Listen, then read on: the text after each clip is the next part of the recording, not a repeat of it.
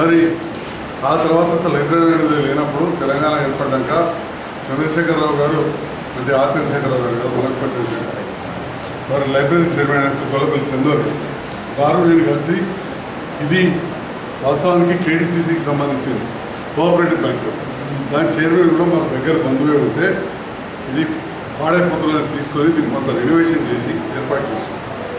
తర్వాత ఇక మీ అందరూ తెలుసు మీరందరూ చదువుకుంటా ఉంటే సరిపోతలేదని చెప్పి బీసీ స్టడీ సర్కిల్ ఆ సొంత బిల్డింగ్ మోతే దగ్గర చేసి మీకు టీచింగ్ స్టాఫ్ కూడా పెట్టి బుక్స్ కూడా ఇచ్చి మధ్యాహ్నం భోజనం నా సొంత ఖర్చుతో అరేంజ్ చేసిన అక్కడ తర్వాత ఇక్కడ కూడా మనం కొన్ని రోజులు చేసినాం. అదేవిధంగా దళిత పిల్లల కోసం SC study circle rented building తీసుకుని చేయడం జరిగింది. నా పూర్తి ఆకాంక్ష మీకు సొంత భవనం కావాలని ₹1 కోటి మంజూరు చేసి మనకు నర్సింగ్ కాలేజ్ దగ్గర అతి త్వరలోనే అక్కడ ఇందిరా మహిళా శక్తి భవనం కూడా వస్తుంది. అలా చేస్తే దాదాపు సంవత్సరం నుంచి కాంట్రాక్టర్ పనులు ఆపండి.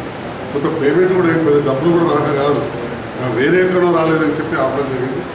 ఇక చాలాసార్లు కూడా అధికారులకు చెప్పినాము. కొంత ఇక మీరందరూ కూడా విద్యావంతులు చూస్తున్నారు. గత ప్రభుత్వాన్ని నేను విమర్శించే పరిస్థితి లేదు, ఎందుకంటే నేను అప్పుడు కలిసి పనిచేసాను. ఇప్పుడు గౌరవ ముఖ్యమంత్రి రేవంత్ రెడ్డి గారితో కలిసి పనిచేస్తున్న సందర్భాల్లో అప్పుడు కొంచెం మంచం ఎంత ఉంటే కాలంతో చాపాలంటే ఎక్కతక్క చాపాలంటే అంటే అప్పులెక్కిపోయింది. ఇక దానితోడు ఇక అన్నీ మీరు చూస్తున్నారు. పరిస్థితి ఆర్థికంగా కొంచెం టైట్ ఉన్న సిచ్యువేషన్ ఉంది. అయినా ఉన్నదంటే చేయాలని కలెక్టర్ గారితో మాట్లాడి మా మున్సిపల్ అందరం కూడా అనుకొని మా మున్సిపల్ ఫండ్ లెక్కలో 3 లక్షలు పెట్టారు. ఎందుకంటే ఆ ముందర కోసం చదువుతుంటే ఆ దుమ్ములు ఎత్తుంటే నాకే మంచి అనిపించదు. దాని తర్వాత అప్పుడు కొద్దిగా భోజనం అరేంజ్ చేస్తే ఆ సంధ్యలో తిన్నాం అదంతా కూడా దుమ్ము ఉండేది. దాదాపు 6 నెలలో 8 నెలలు నేను ప్రతిరోజు మీకు భోజనం అరేంజ్ చేశాను. లాభాలు నేను వచ్చేసరికి ఉన్నట్టే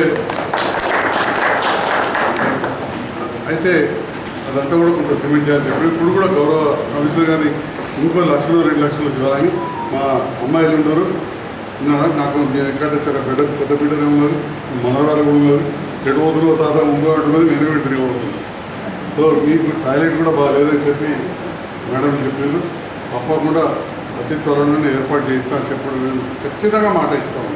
థ్యాంక్ యూ.